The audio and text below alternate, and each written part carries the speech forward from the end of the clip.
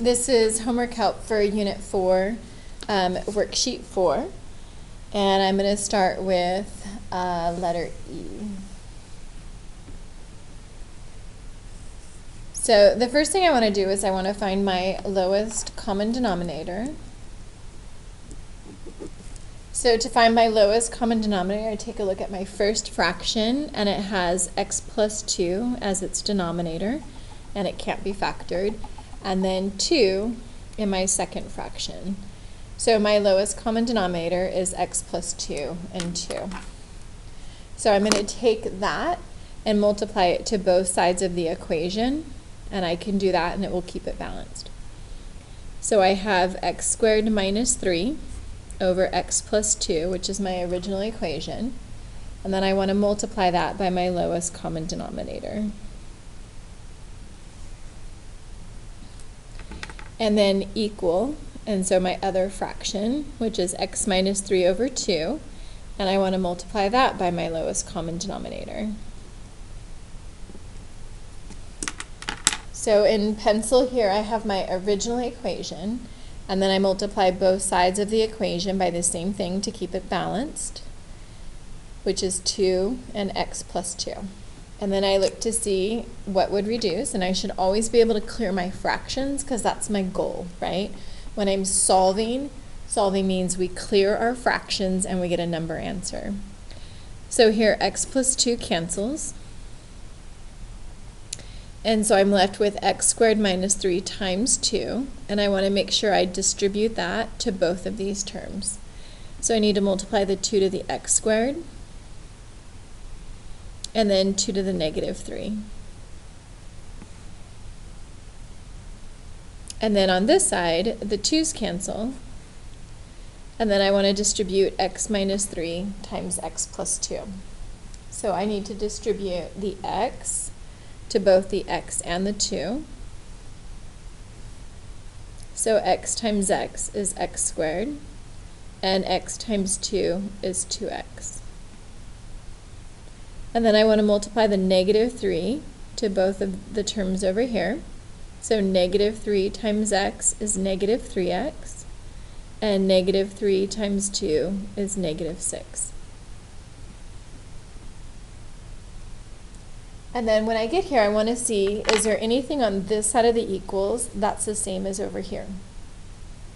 So if I look here, there's a negative 6 and a negative 6. So if I were to add 6 to both sides, they would both turn into 0. So I'm going to save myself a little bit of time and just cancel them out. So here I'm left with 2x squared and an x squared. And then 2x minus 3x is negative 1x. And then because I have a quadratic, I want to isolate or move everything over to one side to equal it to 0. So I want to move both of these over to here so that it will equal 0. So then I'm going to subtract x squared from both sides. And then I'm going to add the 1x. So again, I'm trying to have it equal 0 so that I can solve by factoring. So 2x squared minus 1x squared is 1x squared. And then I have nothing to add the 1x to, so it'll just stay plus 1x. And then here, this will equal 0, and that will equal 0. And then from here, I want to try to factor. So I have a GCF. I can pull out x or a 1x, right? Either way. So let me go over to this side here. So I'm going to go ahead and take out the 1x or just the x, it doesn't matter. And so when I divide this by 1x, I'll be left with x. And when I divide that by 1x, I'll be left with just 1 because I'll have like over like. And then now I'm going to use what's called the zero product property, and I'm going to set each factor equal to 0. So 1x or x equals 0, and x plus 1 equal to 0. So there's one solution. And then when I subtract 1 from both sides, I get x equals negative 1. So my solutions are 0 and negative 1. And then my excluded values from my LCD are -2. So x cannot equal -2.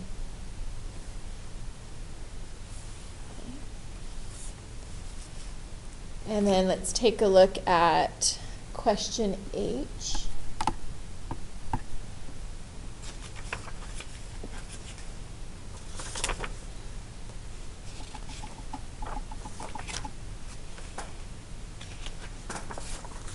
Get a new packet here so I have some room.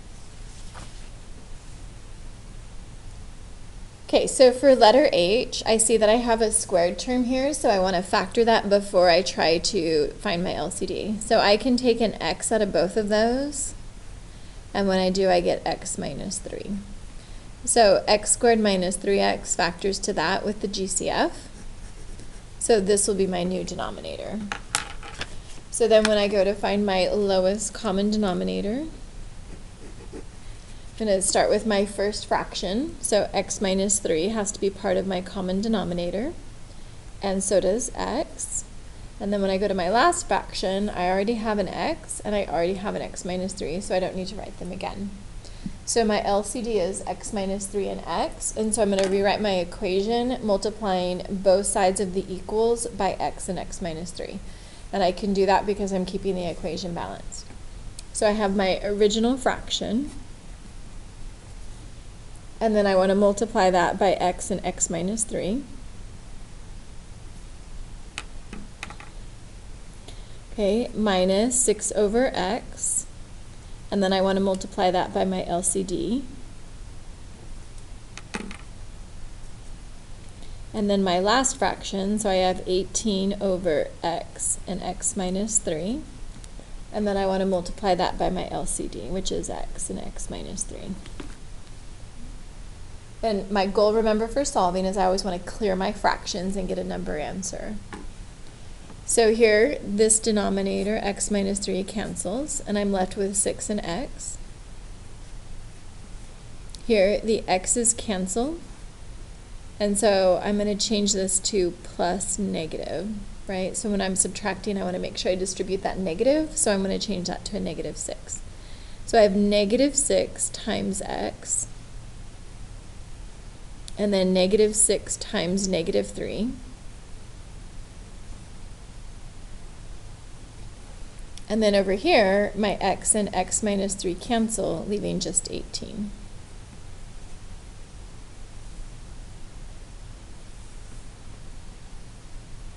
So when I look here, I look for anything on the left side the same as the right side. They both have an 18. So if I were to subtract 18 from both sides, that would give me a 0. And so this is getting weird, right? Because now all of a sudden, if I were to combine that, I have 6x minus 6x, which is also 0. And then this reduced when I subtracted to 0. So all of a sudden, I have nothing left in my equation, right? I just have 0 is equal to 0. So that means there's no variable left.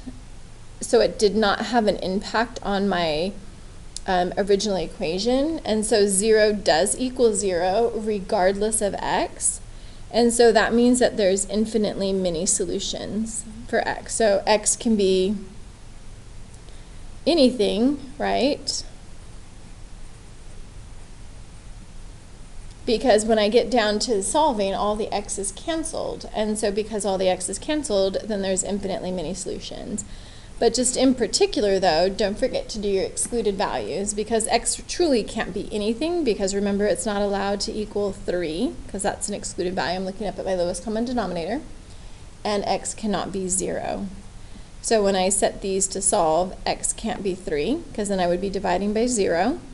And x can't be 0, because I would be dividing by 0. So I would have infinitely many solutions, and so x truly can be anything, with the exception of 3 and 0. Okay. All right, and then let's go ahead and do 2b. So let's take a look at 2b here. So we want to factor first. So I'm going to go ahead and I have a squared here, so I want to factor that. So then I'm going to just figure out what are my factors of 6. So that could be 1 and 6 or 2 and 3. and then x squared is x and x. And so I'm looking for what pair of numbers there will give me a 5, and they have to both be positive, right? Because I have a positive 6 to multiply and a positive 5 to add. So 1 and 6 will give me 7, so that won't work. And then 2 and 3 will give me the 5. So then I would have x over x plus 2, and then plus 2 over x plus 2, and x plus 3. And then equal to 5 over x plus 3. So my LCD when I'm looking at this, so if I go to the first fraction, it would be x plus 2. And then in my second fraction, I already have the x plus 2 written, but I need an x plus 3. And then in my final fraction, I have an x plus 3, but it's already written. So then there's my LCD. So I want to multiply both of sides of the equation to my LCD. Let me zoom out just one here.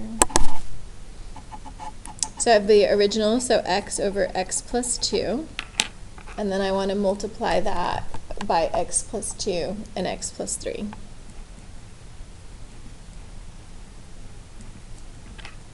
And then my second fraction,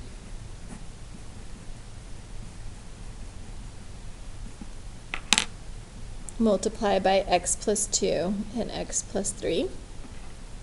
And then my last fraction by x plus 2 and x plus 3. And then we're trying to clear our fractions whenever we're solving, so the x plus 2's cancel. And then I want to distribute the x to the x and the 3. So x times x and x times 3.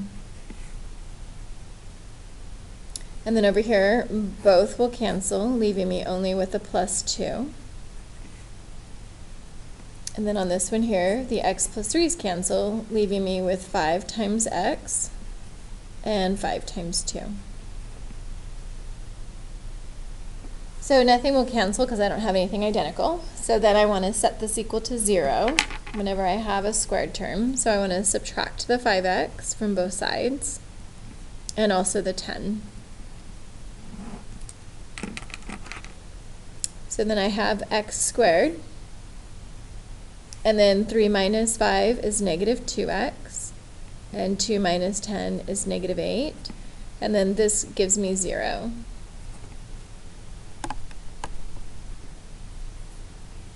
And then I want to factor this, so I'm going to list my factors.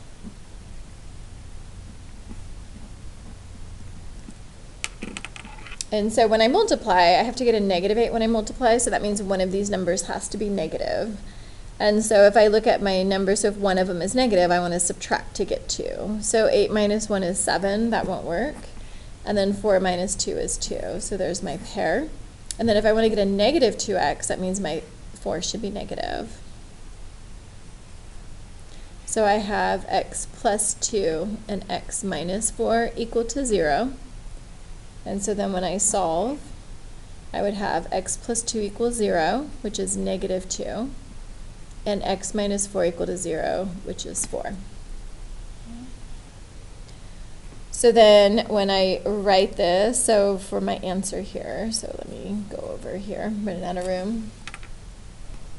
So right now I have that x can be negative 2 and 4, but then when I look at my excluded values from my LCD, so up here, I know I can't have negative 2 be an answer or negative 3, right?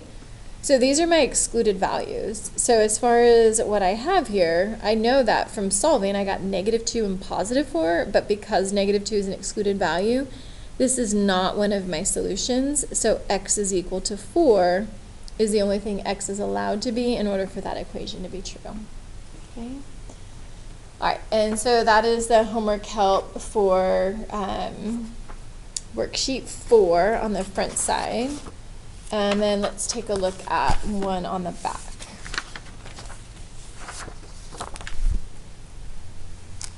Okay, so let's take a look at question number 3. So for question number 3, It says given f of x and g of x, they want us to solve the equation for when f of x is equal to g of x. So my equation for f of x is 5 over x plus 2. And I want to know when is that equal to g of x, which is the equation of 3 over x. So from here, now it just is like one of the other problems that we've been solving. So I want to find my LCD, which from the first fraction I have x plus 2, and then my second fraction and x. So then I want to multiply both of these by x and x plus 2, because I'm trying to clear my fraction, so I multiply it to both sides instead of top and bottom. And then I reduce, so the x plus 2's cancel, leaving me with a 5 and an x. Over here, the x's cancel, and so I have to distribute the 3 to the x plus 2. So 3 times x is 3x, and 3 times 2 is 6. And so now I don't have a squared, so I'm not going to try to equal it to 0. I'm just going to solve for x just like normal. So I would subtract 3x to the other side.